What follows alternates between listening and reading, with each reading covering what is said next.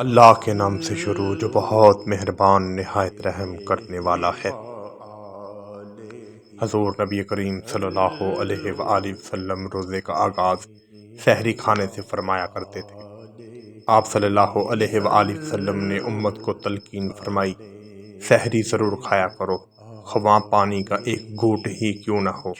حضرت انس بن مالک رضی اللہ تعالی عنہ سے مروی ہے، آپ صلی اللہ علیہ وآلہ وسلم نے فرمایا، سحری کھایا کرو کیونکہ سحری میں برکت ہے۔ رمضان ملک مبارک کا مہینہ نہایت ہی برکتوں اور سعادتوں والا مہینہ ہے۔ حدیث پاک ہے، رمضان اللہ کا مہینہ ہے۔ حضور نبی کریم صلی اللہ علیہ وآلہ وسلم رمضان المبارک سے بہت زیادہ محبت فرماتے اور اس کے پانے کی اکثر دعا کیا کرتے تھے۔ حضور نبی کریم صلی اللہ علیہ وآلہ وسلم اس مبارک مہینے کو خوش آمدید کہہ کر استقبال کرتے۔ جب رمضان المبارک کا مہینہ آیا تو حضور نبی کریم صلی اللہ علیہ وآلہ وسلم نے صحابہ کرام رضی اللہ تعالی عنہ سے دریافت کیا، تم کس چیز کا استقبال کر رہے ہو؟ تمہارا کون استقبال کر رہا ہے؟ یہ الفاظ آپ نے 3 دفعہ فرمائے۔ آپ صلی اللہ علیہ وآلہ وسلم کے ایک صحابی حضرت عبداللہ بن عمر بن العاص کا معمول ہر روز ایک قرآن مجید ختم کرنے کا تھا۔ آپ صلی اللہ علیہ وآلہ وسلم نے صحابی کو بلایا اور حسب دستور اس مہینے میں ایک قرآن مجید ختم کرنے کی ہدایت فرمائی۔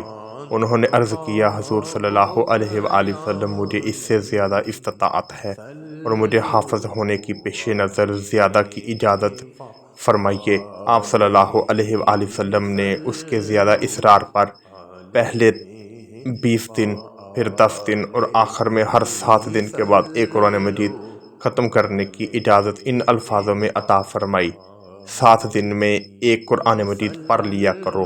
مسند امام احمد بن حنبل۔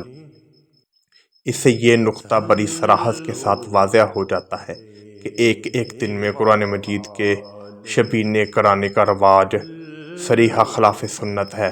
بہرحال اگر شبینہ کرانا مقصود ہو، حضور نبی کریم صلی اللہ علیہ وآلہ وسلم کی سنت کے مطابق ختم قرآن کے لیے زیادہ سے زیادہ 7 سے 10 یا کم سے کم 3 رات کی محفل شبینہ کا اہتمام کیجیے، لیکن اس بات کا لحاظ رکھا جائے کہ تلاوت کردہ قرآنی الفاظ کو سننے والے اس کی نشست و برخاست اور مطالبات و معنی کے ساتھ سمجھ سکیں، رفتہ اتنی تیز نہ ہو کہ الفاظ سمجھ نہ آئیں اور سننے والے کے کچھ پلے نہ پڑے۔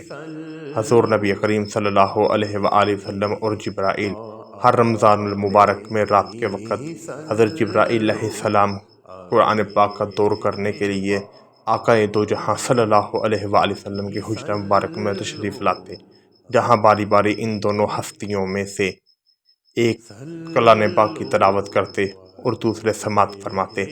یہ معمول ہر رمضان میں جاری رہا، یہاں تک کہ وصال مبارک سے پہلے آخری رمضان آیا تو آپ صلی اللہ علیہ وآلہ وسلم نے سابقہ معمول کے برعکس 2 مرتبہ قرآن مجید کا دور جبرائیل علیہ السلام کے ساتھ فرمایا۔ حافظ قرآن کتنے خوش قسمتی ہے کہ وہ دوران تراویح ہر رمضان میں قرات اور سماعت کا فریضہ ادا کر کے بیک وقت حضور نبی کریم صلی اللہ علیہ وآلہ وسلم اور جبرائیل علیہ السلام کی سنت پر عمل پیرا ہوتے ہیں۔ یا الہی ہم سب پر اپنا رحم کرم اور فضل فرما، ہمیں رمضان المبارک کے مہینے میں زیادہ سے زیادہ نیک اعمال کرنے کی ہمت اور توفیق عطا فرما، آمین ثم آمین۔